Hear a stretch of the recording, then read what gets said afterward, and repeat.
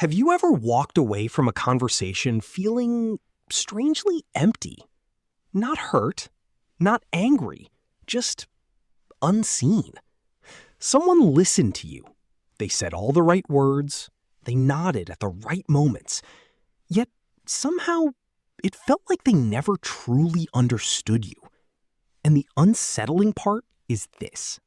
What if some people aren't pretending to care because they're cruel? What if they're doing it because fake empathy is often rewarded more than real empathy? Let's explore why that happens. Most people imagine empathy as a simple ability. You either have it or you don't. But psychology paints a different picture. Empathy exists on multiple levels. One level allows you to understand what someone feels. Another allows you to actually feel concern for them. And those two systems don't always arrive together.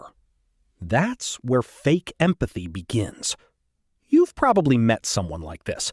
They know exactly what to say. They seem emotionally intelligent.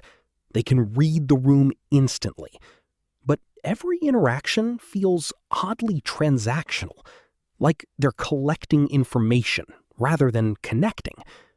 The strange thing is that fake empathy can look almost identical to genuine empathy on the surface. The words sound similar. The facial expressions look similar. Even the comforting gestures appear authentic. But beneath the surface, the motivation is different. One person wants connection. The other wants influence. And your brain often struggles to tell the difference. Before going further, it's important to understand something. This isn't about labeling people as villains. Most fake empathy isn't conscious manipulation. Many people learned early in life that emotional performance creates safety. Maybe they were rewarded for saying the right things. Maybe vulnerability felt dangerous. Maybe relationships became negotiations instead of connections. In other words, fake empathy is often a survival strategy, not proof of evil. The goal isn't to judge, it's to understand. Because understanding gives you clarity, and clarity protects you. Imagine the human mind as a theater. Real empathy happens when someone steps onto your stage. For a moment, they leave their own story behind. They become curious about yours. Fake empathy works differently. The person stays seated in the audience. They watch carefully. They take notes. They learn your emotional script. But they never truly step into the scene. Psychologists often distinguish between cognitive empathy and emotional empathy. Cognitive empathy is the ability to understand another person's emotional state. Emotional empathy is the ability to resonate with it. Think of cognitive empathy as reading a map. Think of emotional empathy as walking the road. Some people become extremely skilled map readers. They know every emotional shortcut, every vulnerability, every fear. Yet, they never travel the landscape themselves. This ability can become especially powerful when paired with traits linked to manipulation. Because understanding emotions doesn't automatically create compassion. A surgeon understands the body. That knowledge alone doesn't determine how it's used.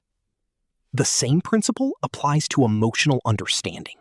Your brain often mistakes emotional accuracy for emotional care. And that's where confusion begins. So how can you recognize genuine empathy? Let's look at 4 psychological markers. Notice their curiosity. Real empathy is curious. Fake empathy is efficient. A genuinely empathetic person wants to understand details. They ask questions. They explore your perspective. Someone performing empathy often rushes toward conclusions. Curiosity signals connection. Assumption signals performance. 2. Watch what happens when you disagree. This is where masks often slip. Real empathy survives disagreement because understanding is more important than being right. Fake empathy often disappears the moment it no longer serves a purpose. The conversation becomes defensive or controlling or dismissive. Psychologically, this reveals whether the goal was connection or influence. 3. Observe consistency. Anyone can appear empathetic for 10 minutes. Consistency is harder. Real empathy remains present when attention, status, or rewards disappear. Behavior over time reveals motivation better than words ever can. 4. Pay attention to how you feel afterwards. Your nervous system notices things your conscious mind misses. After genuine empathy, people often feel lighter, more understood, more settled. After fake empathy, there's often confusion, a lingering sense that something was missing. Trust that signal. It's information, not weakness. Here's a simple mental model. Think of empathy as a bridge. Real empathy is built to cross. Both people meet in the middle. Fake empathy is built to observe. One person remains safely on their side while studying the other. The words may sound identical. The gestures may look identical. But the purpose is completely different.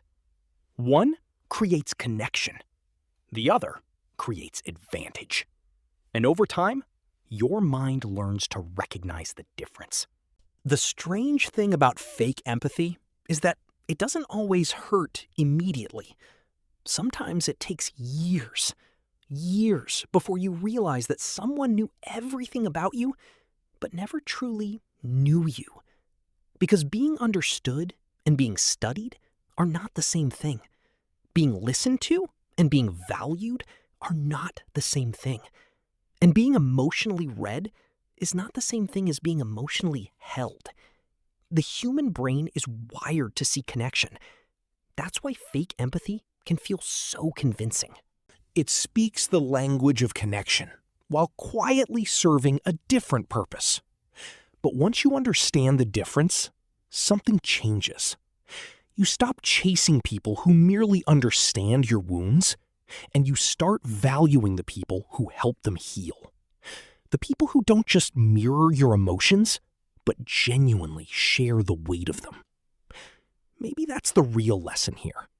Not everyone who can read your heart deserves access to it. Because empathy isn't measured by how accurately someone describes your pain, it's measured by what they do with that understanding. And sometimes, the safest place to be is with the people who make you feel less analyzed and more human. Until next time, pay attention to how people make you feel after they leave. That feeling often tells the truth long before words do.